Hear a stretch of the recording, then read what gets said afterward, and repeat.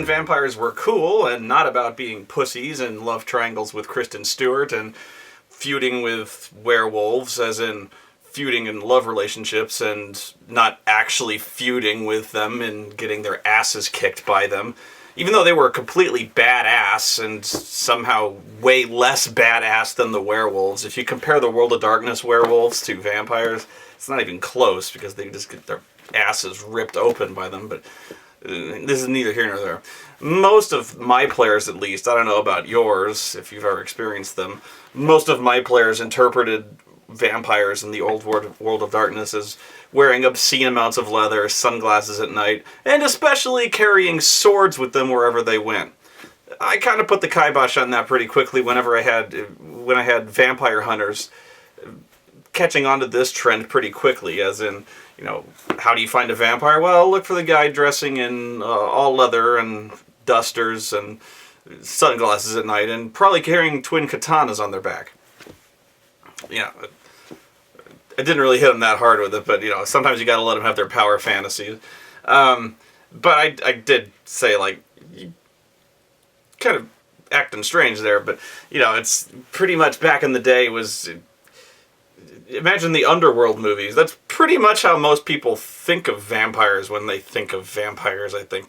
They dress like S&M geeks. I don't know. But I guess that's just one particular interpretation of the Children of the Night. It's not really how I think the World of Darkness operated. I think World of Darkness is pretty much based around the Anne Rice interpretations of vampires. Although I think sometimes the nature of those games is somewhat feuding with each other, you know, especially since so much of the combat in World of Darkness, like half of the World of Darkness is based exclusively on combat, like Werewolf. And then Vampire really wants to have more combat in it, and yet it tries to rail against that with, you know, maintaining Masquerade and stuff like that. But anyway, this is one of those stories about miracle crits.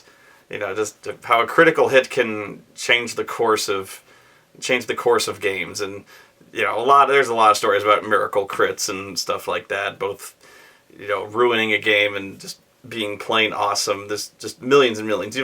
If you've played an RPG, there's always been, you know, just unbelievable crits. But this one sticks out in my mind just because it was the, you know, conclusion to like an epic battle, at least. At the time, it was just this huge, epic fight.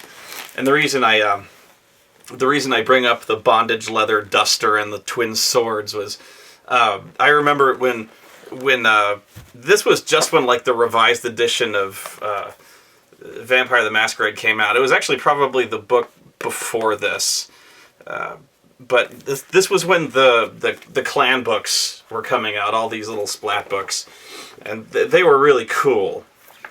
And so, you know, my guy was a Tremere, so I looked through this, and this is the Malky, and this is the Assamite. And I'm going to talk about the Assamite in a second, but the Malky was always the really funny one, because these aren't my drawings.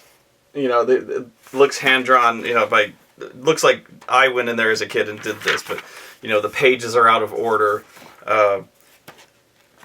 It's got crayon drawings. I think one of them is just, yeah, one is upside down, because Malkys are crazy, right? I think this one of them is mirror imaged and backwards. One of them, there's Nazi Jesus with food stamps and a lobster hand. I don't... See, you can officially say that you've now seen that. This one just has the word Malkavian in increasingly larger fonts. There's the Freak. Oh, sorry. There's the Freak. Yeah, seriously, I could just go through here and just read this book, and you're gonna watch it! Oh, there's the Raving Lunatic. That's what it says. There's the Raving Lunatic. This is such a cool book, you know? Oh, but the Crazed Monster? That's the Crazed Monster. He's just a hipster. He works at Hot Topic. That's the Crazed Monster, though. What? Fuck that. The Moody Loner. He doesn't look like a Moody Loner. He looks like, I don't know. And then the detached scientist, who looks like he's working on the Ubermensch. I wonder if they claim that, Reality Buster. I wonder if they claim that, Rasputin. They did! Oh, they do! Apparently Rasputin was a Malkavian. That's one of the... I think that's almost an inside joke in these Splat books. That is that Rasputin apparently was in every vampire clan. Had to be. Oh, and a teddy bear was a Malkavian. Malcontent. There's a teddy bear. There's also a really funny one. I think there's like a color. Like they just claim a color as one of them. I don't even know. There's like there's the Malkavian Madness Network, which they actually made a thing. Like the Malkavians are all connected through the Malkavian Madness Network. That's like the Force, but for Malkavians. So like if you tell one Malkavian something, like on a subconscious level, they all know it, which is kind of why like it's just like one of us, you know, kind of thing. So they're all linked in some way. That's why they have it.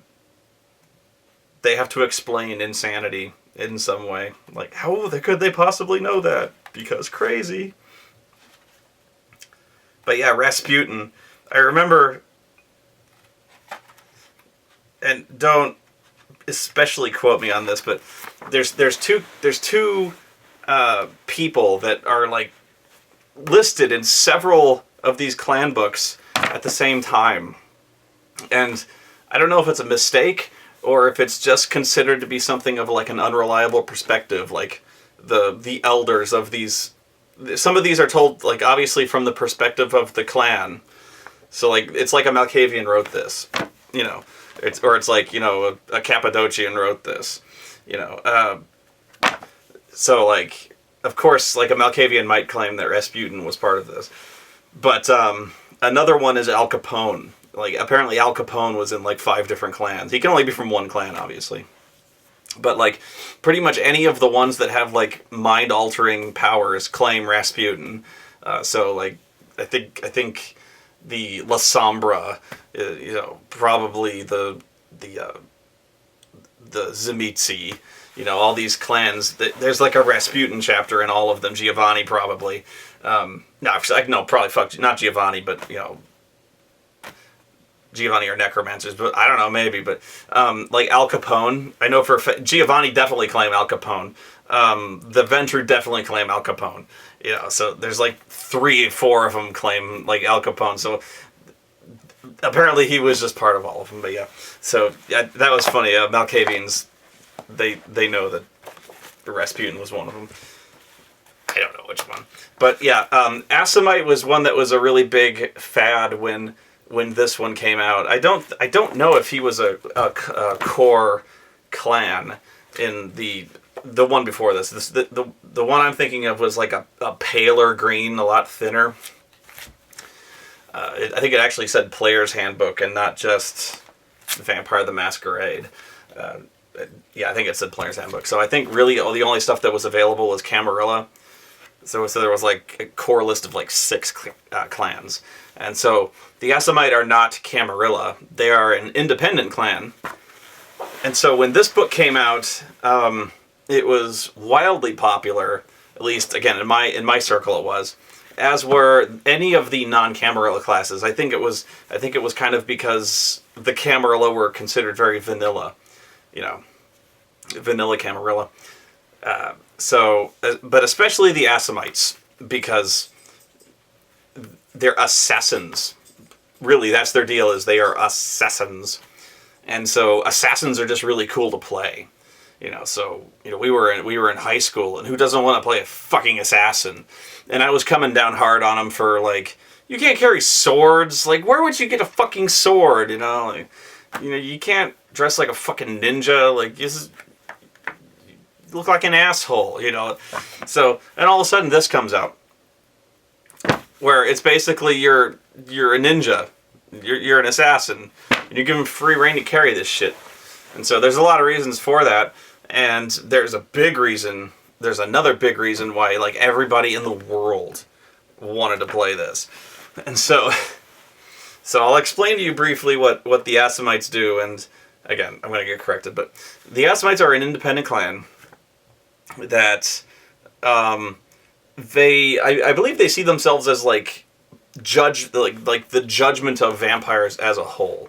So like they punish the guilty, they punish the sins of vampires. So they kind of hunt the evil, blah blah blah blah blah. So take like Assassin's Creed, so to speak, and then apply that to vampires. If that makes sense, maybe a little bit. Point is, I don't think they were always that way. They weren't always like redeemers. I think what they do is to like redeem themselves, but they're not Camarilla. Not that Camarilla are necessarily good guys, but they were Diablerists, meaning Diablerists are vampires that feed on other vampires to take their power.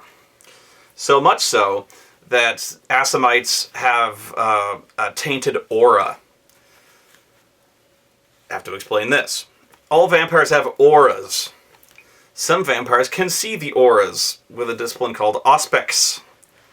If you haven't Diablerized anybody, you have a clean aura. If you have Diablerized somebody, you have a tainted aura. So, vampires with Auspex can see that you have a tainted aura, they know you have Diablerized somebody, and they will tell on you. Because feeding on other vampires is a huge no-no, and you will be killed. Because, again, that's a big crime. At least if you're in the Camarilla, that's a big crime. Sabbat may actually applaud you for this. Most other people will greatly fear you, and rightly so, because you kill other vampires. Whatever. The Assamites, on the other hand, have had such a legendary reputation and... not reputation, they have a legendary history of Diablerizing other vampires, that they have a permanently tainted aura. So... that makes them unpopular. And it also gives them a great reason to remain hidden. And it also gives them a complete justification for not being in the Camarilla.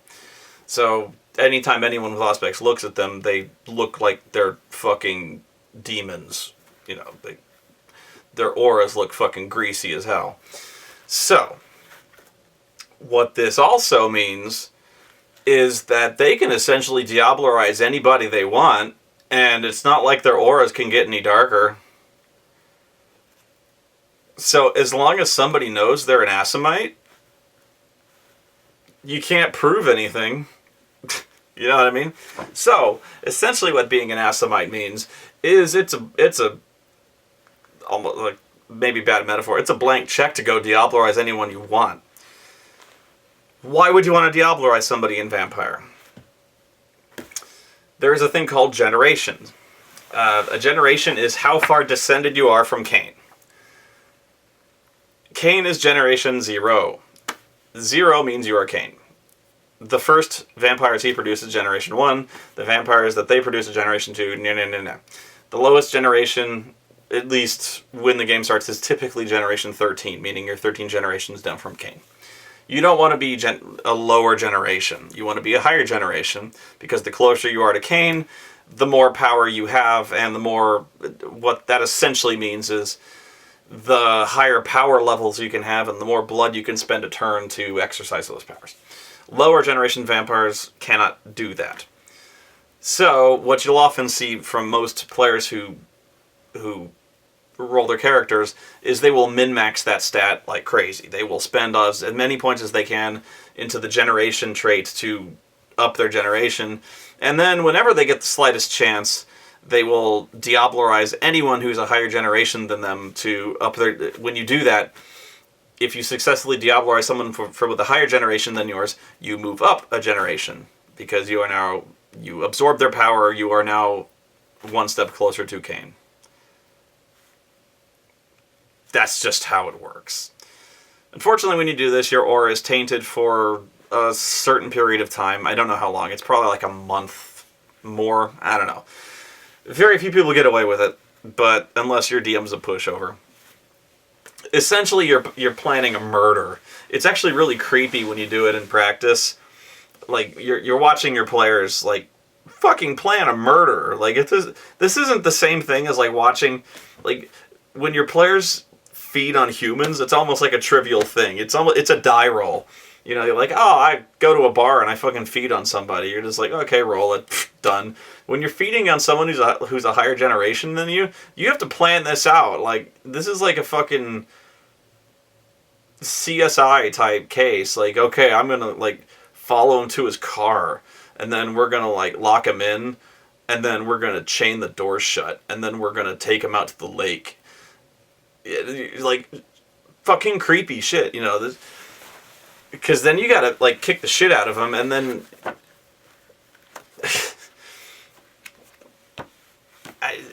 weird stuff, but anyway. Well, the other thing is, then you gotta, like, only one person can do this. You know, it's not like you have to fucking kill the guy, and the only guy who gets this is the guy who does this. So it's not like, it's not usually, like, a group activity.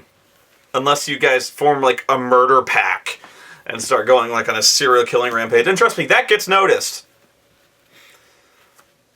Plus, when you Diablo as a higher generation vampire, those higher generation vampires have friends that tend to miss them. And so, And when you have a tainted aura, typically you want to lay low so nobody gets a good look at your aura. And guess what happens when somebody dies? They tend to look for the first guy who deep sixes for like 3 months. So there's a catch-22 there. You know, hey, where did Spoony go? I don't know. He went on vacation. 2 months later, he shows up. Hey guys, what's going on? Yeah. I don't know. Anyway, Assamites.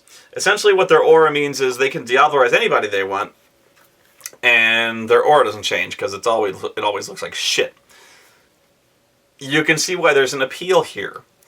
The other thing is, they're assassins. And that just sounds awesome. Especially when you're a teenager, let's face it. Then they have their powers, which is a great mix of powers. Here are their powers. They have celerity, which is essentially bullet time. Actually, it's not so... Well, it's bullet time in the sense they move really, really fucking fast. Like, bullet time. Then they have obfuscate. Obfuscate being, if you remember my story before about the Invisible Jason. In fact, this story is about Invisible Jason. It is essentially invisibility. The higher you get, the better your invisibility shit is. And then there is Quietus. Quietus is their clan-specific ability. It's their assassination ability. Basically, if you have it among the group, you're the Quietus. The first dot is literally making you the quietest. You generate absolute silence in a radius around you. So not only with obfuscate are you invisible, you are also completely silent.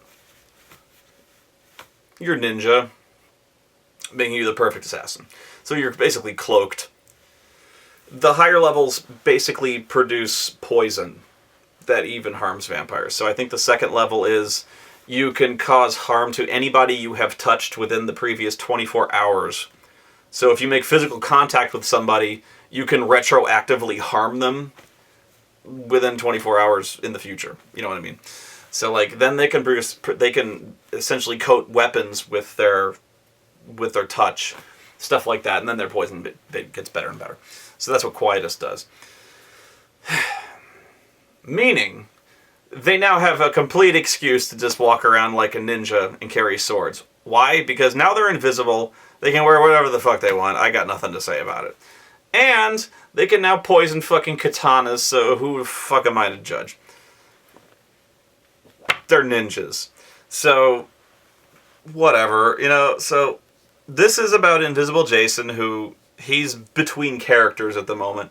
I don't actually know if this is the same character or not. He actually might be playing it. I mean, he was doing the obfuscate thing before. I don't know if he is now. Whatever. So he's playing he's playing an Assamite. I'm trying to think of the setup for this one. This is I'll give you the setup for the adventure, and okay, the setup is basically it's I want to say it's a group of vampire hunters, but it is, but it's not. There is an order of there's in this game there's a religious order. It's a secret religious order, like Black Ops Vatican type stuff, called that I called the Order of Saint Benedict. And I'm not Catholic. Please don't be offended. I was pulling it out of my ass. There probably is a Saint Benedict. I called it the Order of Saint Benedict the Fifth, just to cover my ass. And the reason I called it that was because of Benedict Arnold. And the reason I called it that was because their deal was that they had discovered a way to brainwash and control other vampires. That's impossible, you would probably say. If you've read the books, you'd be like, that's pretty bullshit. I know. Pretty much it is. Not always, but it pretty much is. Why? Because most times with any kind of mind control, you can spend willpower to get rid of it. However, this is good. What I'm about to tell you is pretty good advice whenever the answer is typically, well, that's impossible. When you're designing an adventure. That's a good place to start if the answer is, well, that's impossible. Take something that's impossible and make that kind of the focus of the adventure. I'm not saying like, well, what if a whale were to fly through and turn into a donut? That's impossible. Well, that's your adventure. That's not what I'm saying. I'm saying like, well, what if you could instantly brainwash a vampire? Like, what? In the context of this game, I mean, you're like, well, that's impossible. Well, what if somebody could?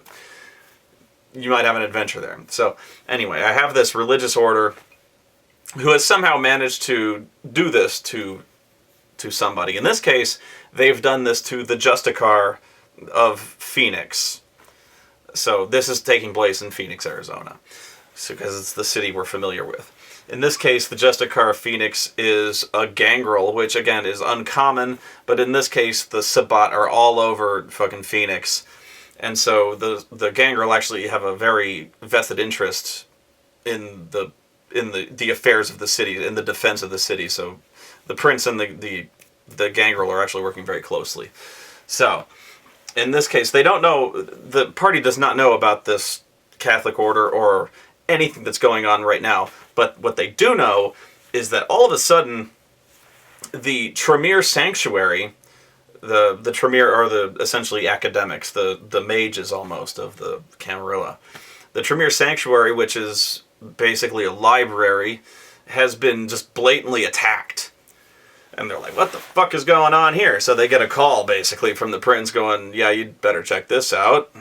Not that they take orders from the prince, but they're curious. You know, they're like, what the nobody does that. Nobody has the balls to do that directly. Not even the Sabbat really would drive past and just start usually Molotoving the fucking place. Someone just like blitzed through the front door and did this. That takes balls. So, so they go down there and check it out, and they find out that it's the fucking Justicar, which makes absolutely no sense. So the Justicar is fucking just rampaging like the fucking Hulk through the sanctuary. And now that I'm thinking about it, I was playing a fucking Tremere. They probably have a name for it. I can't remember what it is. But he's going through there and he's setting fire to the place. And this bothers most of the vampires because fire bad to most vampires. But he's got like a sack over his shoulder, like he's been stealing stuff. So he sees the party, and he starts rocking towards them like he's gearing up for a fight. And when you're a Justicar, you're essentially the enforcer, or at least you're the heavy, or you command the heavies for the city. In this case, he is the heavy, and he commands the heavies, but he is the heavy. He doesn't have anyone else with him. But in this case, the party knows they're kind of deep shit, because this guy is badass. The bad space, ass, capital letters. So, you know, this guy starts rumbling towards them, and they're like, oh, shit. And they just, like, clear out, because he hits them like a fucking bulldozer. So, the fight is officially on. So, this guy is just, like, he's essentially in, like, a frenzy. Frenzy is an actual thing in Vampire, where you get, like, you basically get retard strong, you know, that's to abuse a term, I'm sorry about that. No, you get freak show strong, you know. So he's fighting like he's getting fucking adamantium rage. So these guys are like, what the fuck has gotten in him? He's gone fucking crazy, you know. Meanwhile, the entire fucking building is burning behind them. And so it becomes obvious that he's not really looking to kill them. He's just looking to get away. So he essentially just, like, you know, punches one guy through a car, because this guy is fucking freaky strong, and then he starts running off. And he trails off, and so these guys are all, like, knocked the fuck out. And that's when Jason shows up to the game late. We didn't think he was going to show up. And so he's like, hey guys, what's going on? And they're like, Jesus Christ, where the fuck were you? And he was like, oh, what the fuck, man? I was working into Borders. And they're like, well, we just got our asses, maybe you weren't paying attention to current events, we just got our asses kicked, pal. And he's like, well, am I there? And I'm sitting there, like, that's one of the great questions for DMs is, am I there? And I'm like, do you want to be? And he's like, yeah. And I go, well, you are now. You pull your car up. So they bring him up to speed. He's like, you pull your car up and you see this guy running away. And he's like, fuck, I'll fucking chase him. And they're like, that's a bad idea, dude. And he's like, fuck, I got fucking quietus. I got fucking celerity. And I got fucking obfuscate. I'm gonna kill this motherfucker. So, yeah, so this guy's got like a 3-minute head start, but this guy can run at like 40 miles an hour. So, he chases after this guy. He runs him down in a fucking parking garage. Meanwhile, this guy is in the parking garage, and there's a police car stopped there. And I'm like, well, this guy he's run down there, and he's gonna steal a police car. You know, because he's run down there, the police car. So he's going to steal a police car. He fucking, like, twists this cop's hat off, throws him over there, gets his keys. And he's about to get in the police car. And so the Assamite guy, Jason, he's getting a backstab. Let's just face it, he's getting it. So he runs this guy through with his sword. He fucking slashes him, does an insane amount of damage. But this guy is bad space ass. So I'm like, okay, you fucking annoy the shit out of him. Now it's on. But he did a lot of damage and he poisoned him, so, like, this is a pretty good fight. So now we're, like, doing Duel of the Fates level shit here. So, I don't know if this is testament to how broken they were at the time, but this is a good fight. So, this is officially, like, one-on-one awesome. This was a fucking great fight. This took, like, an hour to resolve, but, like, it was pretty fucking cool. So, it was just, like, one-on-one really awesome stuff. But so we have this fucking gangrel dude who's in complete frenzy and has been for a while with fucking, like, Wolverine claws, because he's gangrel. He can do that with, like, an animalism. And he has I believe he has Protean, which Protean is supernatural strength, so he can pretty much, like, hit you with cars. Which is what's happening. So he's like, so he's like hitting this dude with car doors and shit like that. You know, he can do that. Like, you know, he could rip shit up. He could rip these cars up like it's tinfoil. So, like, this guy is absorbing, like, freak show hits. Meanwhile, Jason's big strength is he has fucking celerity, meaning in the time it takes him to rip that car up, he can hit you like 3 times. So we've got quicker than a hiccup and immovable object type stuff. You know, we've got strength versus speed. So really awesome fight here, and we're actually seeing, this is kind of a clinic here. A good match. If this was a wrestling match, this would be really interesting to watch, like, live, you know. So basically what starts happening is the Justicar is losing. Did not expect this, because by all accounts, this guy, the Assamite guy, he did not min-max his character very well in terms of generation. He foolishly put his points in, like, those useless things such as skills and his disciplines. Idiot. Whatever. So, like, he starts cutting this guy up, and this Justicar guy's about to lose. which kind of fucks up my deal because the order of Saint Benedict was kind of supposed to get this shit from the chantry, Tremere Chantry. That's what it's called. I worked there long enough. So they were kind of supposed to get this shit. So I'm like, fuck. You're supposed to be at Borders. What? Fucking show up. You're supposed to kick this guy's ass. So I'm like, next round he's gonna get fucking killed. So I'm like, well, so like my only chance is to stake the guy. Staking is staking with the heart. So I'm like, shit. But the thing is, he keeps like hitting and fading out of range with his sword. So I'm like, I got no chance here. So like, what I say is, well, he's this whole time he's trying to be very intimidating. I'm trying to do this thing where like he's doing the badass like, I'm mean type thing. So I'm like, he picks up the cop's nightstick and like sharpens it to a point with his claws, and then he fucking whips the stake at him to try to stake him in the heart. This is very hard to do. They have a specific rule listed for this in the rule book. Staking a vampire in combat is hard enough. They make it so it's not easy to do. Because otherwise, you would try this every turn. You could try this every turn, but it's very, very hard to do. And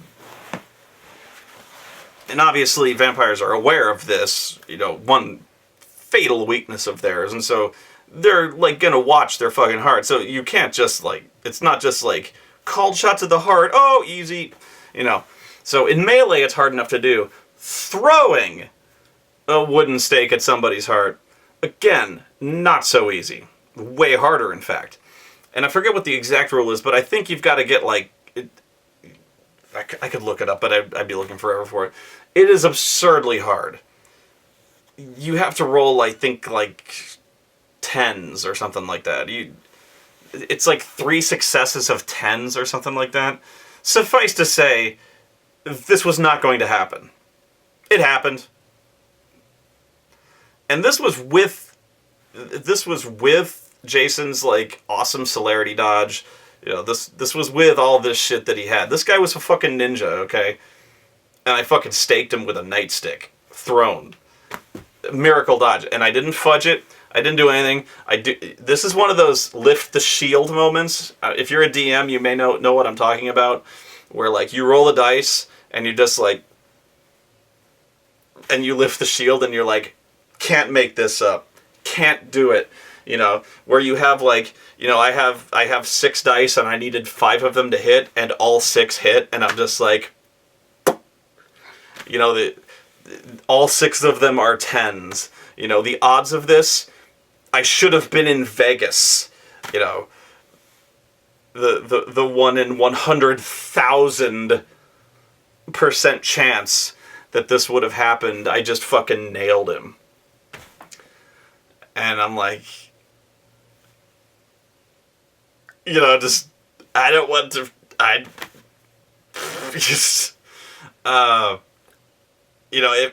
if I would have just like roll, oops, he got you, but no, you have to show them,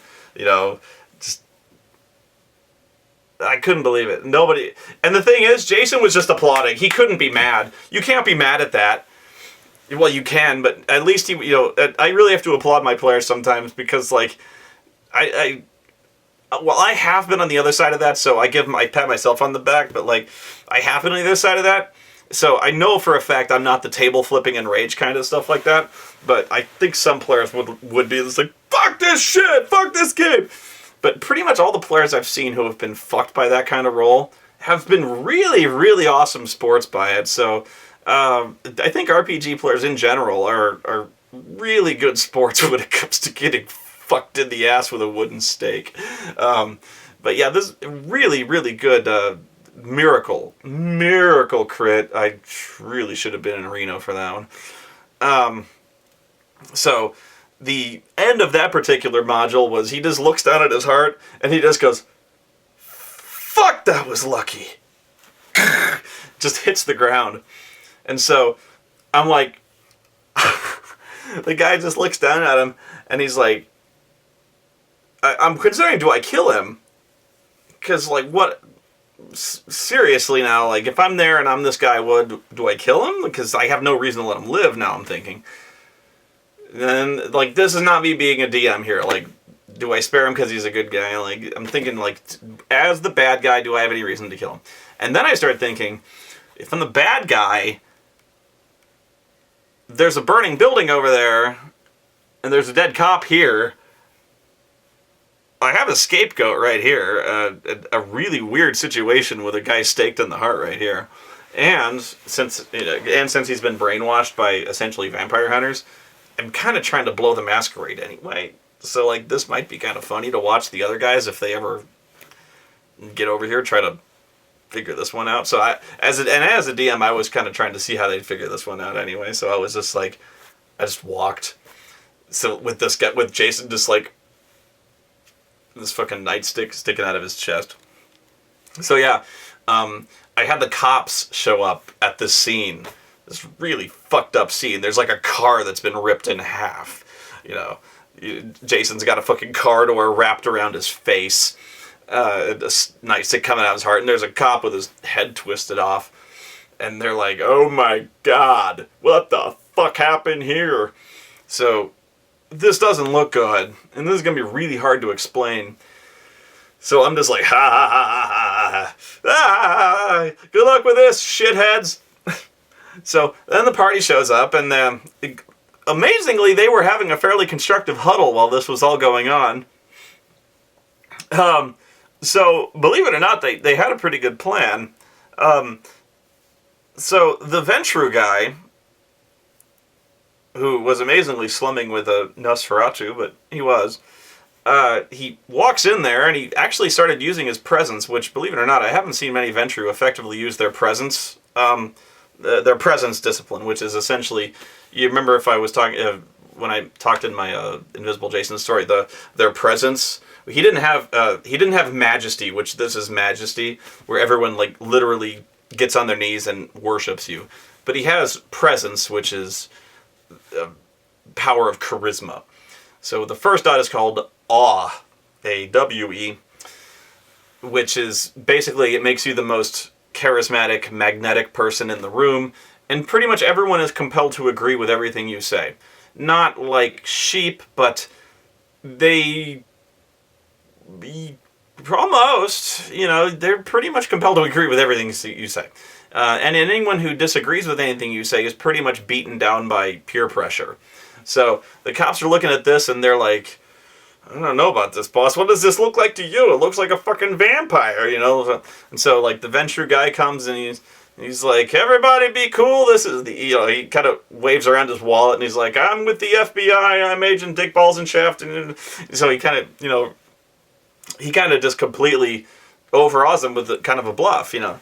So he starts talking, you know, to him. He's essentially drawing everyone's attention. He's like, what's going on here? What do you got? What's over there? And like, oh my God, what happened to that car? What kind of car is that? Is that a Hemi? And like, you know, and so he's talking about that. And he's like, shouldn't you guys be securing that building over there, making sure there's nobody in danger in that building over there? So this guy's not going anywhere. So yeah, so he actually makes a fairly convincing set of, you know, fast-talking rolls and gets the cops away from there for the most part, and the two guys who stay behind are dealt with rather easily. Meanwhile, the Nosferatu guy is rather easily leading a small group in there to discreetly get rid of Jason's body and the police officer who is conveniently found several weeks later elsewhere. So yeah, that was a rather effective. I was impressed with their ability to clean up after that rather heinous mess. There was no cleaning up after the Tremere Chantry. That was the prince's job, whatever. The way that adventure was resolved, the reason they were able to, the Order of St. Benedict was able to do this, was because they had discovered a holy relic. Just I kind of hand-waved this one. They discovered a holy relic that essentially was, you know, when wielded by someone with the power of true faith, would basically allow them to almost allow them to wield the power of presence themselves and make it so they believed and agreed with anything the wielder said. So it was almost like a forced religious conversion tool, you know. So it was like power of Christ compels you, yes sir, you know. So it essentially turned everyone who was preached to by this person, you know, I called him the cardinal, that was all I called him. Anyone who was preached to by this person, a fanatical believer. So yeah, they found the Justicar, and they basically just preached to him. You know, that's all it took. And so with that, he was brainwashed and fanatically loyal to the cause. And the reason they had him invading the Chantry was because they wanted to find the material leading to the tomb of one of the sleeping antediluvians. The antediluvians being one of the slumbering the highest generation slumbering descendants of Cain. One of those really, really, really terrifying ones that, when they eventually awaken, will devour the entire world to slake their demonic bloodlust and destroy the world. So what they were planning to do was use this to get into the tomb and do God knows what with the antediluvians, which would be a very bad move, even if they succeeded, and if they failed, they would probably wake up and do horrible things to slake their unholy bloodlust. So from there, they tracked down the Justicar, beat the answers out of him, and then it kind of turned into the end of Indiana Jones and the Last Crusade. It was a fun campaign. It was really fun. But yeah, we had to start. It was the way the adventure started was kind of taking that impossible scenario of like, how do you do that with a vampire? Aside from throwing him in the back of a van and torturing him with a blowtorch until he agrees with everything you say. Yeah, it was it was pretty sci-fi. Yeah, it was silly. It was kind of B-movie schlock. But remember, I was a teenager. It was seriously still one of my better vampire games. And I've seen stupider. I'm not sticking up for it that much, but it was a fun campaign. It made sense at the time. This was not an indictment of Catholicism at the time. In fact, I made it pretty clear from the beginning, these were fucking wackos. And in fact, I made it very clear these guys were completely abusing the intended use of this religious artifact, so much so that it wasn't intended for use as a conversion tool. It was intended for something completely different. It was intended to justify faith. It wasn't intended to force faith upon people. It was intended as a symbol, you know. So I actually intended it for... I intended to show it for the downfall of this particular order, because by the end, when he tried to use it against the particular group of vampires, he had completely lost his true faith, because every time he used it, he was essentially he wasn't using his true faith, he was spending it. So that was the kind of key. So as soon as they realized that, the party realized that, they knew that they were safe at some point, you know. Cthulhu, you keep falling down. I keep pushing you. So yeah, that was one of the kind of cool miracle crit stories I found. It's also a story of being kind of a good sport. Yeah, Jason's been a really good sport about that kind of thing, and it's... because, yeah, he could have flipped his shit. It's also a good story about being open with your players. Don't bullshit them. Don't fudge. And if, it's another, that goes back to recurring villains getting away. I wanted that villain to get away, but I swear, I didn't make that roll up just so he'd get away. I was lucky. However, if it happens that the guy you wanted to get away doesn't get away, you gotta roll with it. You have to. Because there's other ways around it. For instance, let's say that the guy... let's just say that the guy I wanted to get away, didn't get away. They killed the Justicar. Maybe there was another guy who was with him at the time, also kicking the shit out of the Chantry, and was also robbing the shit, and he had his own bag and he ran the other way, and they just didn't see him. Maybe he got what they needed. Yeah, you're lying. Now you're fudging, but whatever, so like, you can't, if you didn't plan it, you can't do this thing, especially in a lot of cases where you just like, and he had to ring a teleport. It really frustrates players. But that was why I had to show them. I was just like, I can't make that up, man. It was like 1 in 100,000. It was freaky cool. I wish I had filmed it. It was an awesome fight. Man, I wish I could call him and be like, remember that one fight? Yeah, that was awesome. Because the entire time I spent at that store, we'd just be in the store and watching TV or just playing Magic cards, and all of a sudden the conversation would reach a lull, and we'd be like, man, that was a good fight. Yeah. But yeah, miracles, man. Miracles can happen on both sides. Just don't be mad if you're on the wrong side of one.